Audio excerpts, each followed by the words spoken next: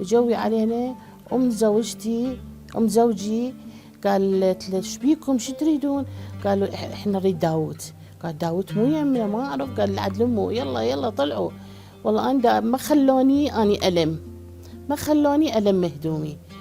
اطفالي ما عندهم هدوم هذا ما خلوني. قوطيه حليب ما خلوني اخذ. يعني صدق كان ظلم، صدق ظلم. سنين احنا بذاك المكان كل قام يجون. والله عمتي ام زوجي من كانت تقبل تجي يقول اريد ولدي اثنين الا ما يجون انا ما اروح.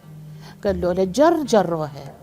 قال لازم تتحركين، لو ما تتحركين نضربك مسدس. والله اول ما خذونا للامن العامه، خذونا للامن. قال قعدوا بالسياره. قعدنا بالسياره شفنا يطلعون هالشباب هذا شاديهم شادين بحبل برقبتهم. قلت هاي شنو بحبل برقبتهم؟ قالوا هيك لا تحكي. اجا واحد بالسياره قال زوجة داود منو؟ انا قلت اني. بعدين يقول والله فلت من ايدي انا، لو موجود كان رميناه رمي. احنا ما ندري كان كردي هذا، لو ندري كردي كان رميناه. بعد هيك خذونا للمنذرية، خذونا الخانة المنذرية وخلونا فد مكان مثل الجينكو حديد هذا.